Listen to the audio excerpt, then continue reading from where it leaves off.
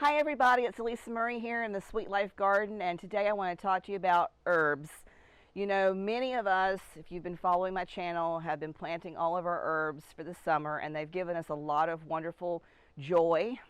But unfortunately, because the seasons are changing, many of those herbs are not going to stay with us through the winter months, and so it's time to cut them back. Lots of them have gotten leggy. My basil, this guy's been moved from the main garden into my little area where I keep herbs close to the back door. And I've pulled out over there, I've pulled out all the oregano, I've pulled out all the thyme and moved them back in closer to me so that I can keep a better watch on them.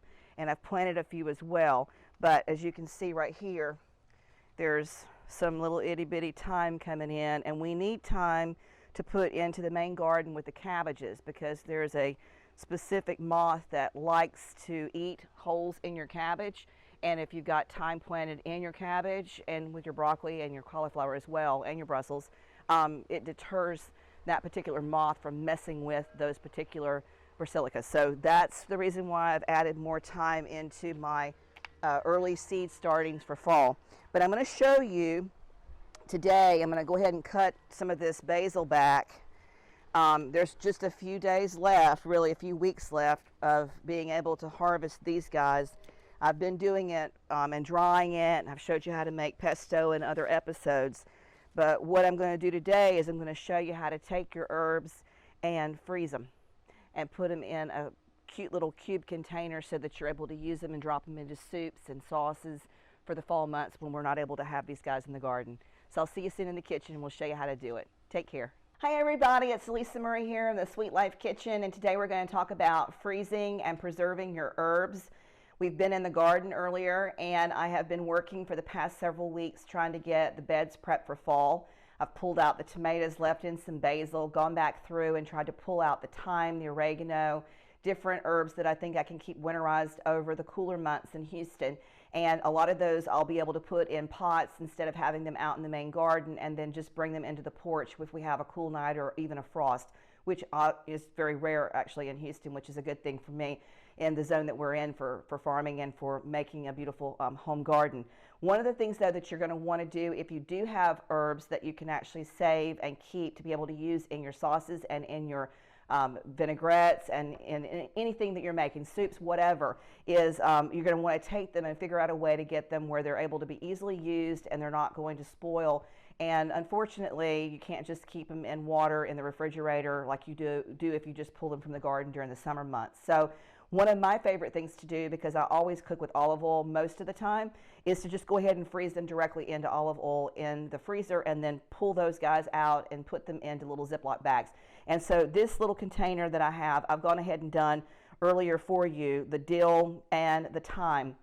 And so I'm going to show you, I just came in from the garden bringing in the cuttings from the basil. And I'm going to do the basil with you today on this episode, but I wanted to show you this is what it actually looks like when it's finished. And you just pop these guys out and you can put them onto a plate and then decide, you know, how you want to use them as you go. But they'll keep in the freezer for you. You just pop them out like little cubes like that. You want to be careful though not to let it get too warm. Your hands are warm because that olive oil will go right back and melt. So we want to try to avoid that if possible. I'll leave that there in the front.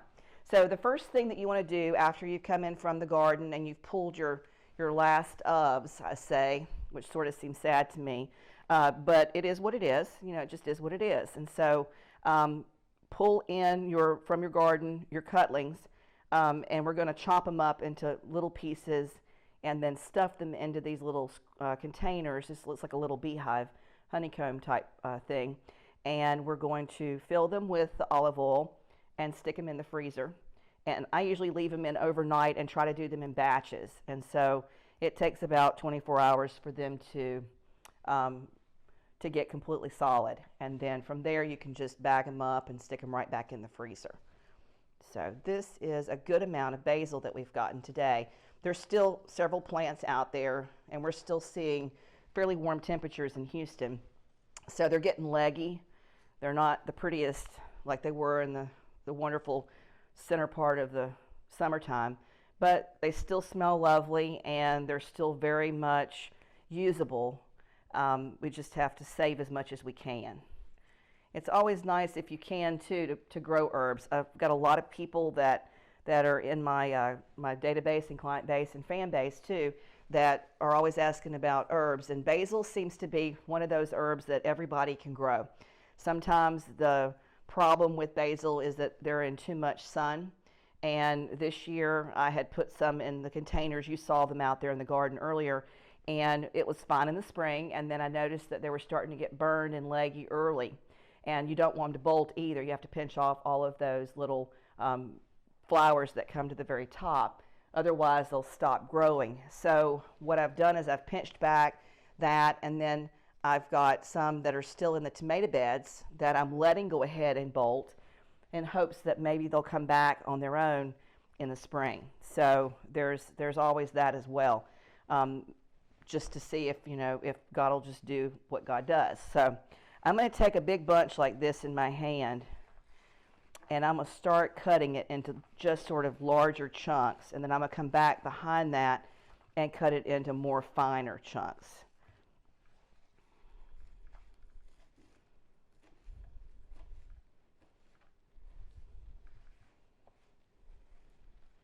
Just keep picking it up and putting a knife through it over and over again. Just be careful with your fingers.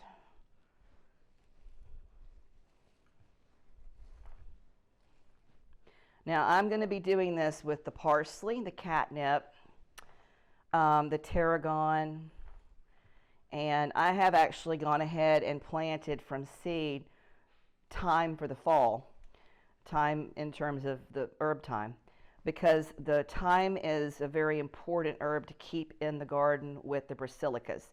There is a moth that likes to go in and lay their eggs on the broccoli, cauliflower, Brussels sprouts, and cabbage, and kale, and I am fighting that lovely little moth, but this year I'm trying to get a heads up on it, and I know that they don't like thyme. So I've planted thyme, I've salvaged my thyme, I've gone ahead and put it into a container. It's pretty hard to find fresh herbs now in the fall months just at the store already growing, so you have to start those from seeds, and so that's nice. So this is a good sized piece of basil, and think about what you're going to use this for. For me, it's going to be used mainly in my sauces and in my soups, so I don't have to have it be very finely chopped. I'll probably use maybe 4 or 5 cubes per batch of soup, with what we like in terms of flavor here. But it's easy for you to use less. You can even combine more than one herb. I like to put all of mine individually in so I know what I've got, and then I can just grab 2 basils and 2 oreganos, or 2 basils and 2 thyme, or whatever it is that I'm needing for my recipes. So just stuff them in this little containers. If you don't have a container like this, it's not a problem. You can use ice cube trays. That's probably the easiest thing to find. If you really wanted to be very frugal, if you've got some styrofoam egg containers, they'll be a little bit larger, obviously, in terms of what your size of your shape will be with your herb. But you could certainly use that, and then just break away that styrofoam from the olive oil once it's frozen with the herbs in it from the freezer. I just happen to have these containers, and this is exactly what I use them for. Sometimes I'll use them to make homemade mints during the holidays for my friends and family. But this is a really great way to save and preserve your herbs.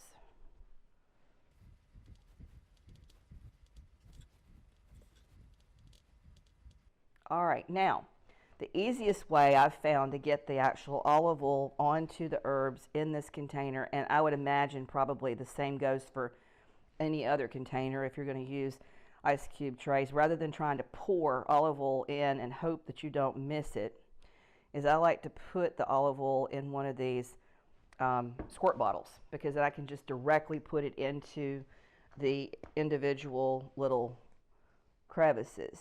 and I just drop it in until it gets to the top, and then move to the next little spot where the next little container is.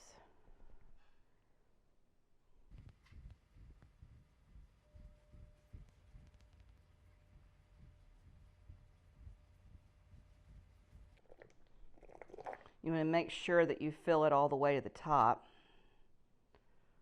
So you may want to go back and just sort of make sure that you've got enough in each one of these little containers, or little reservoirs rather.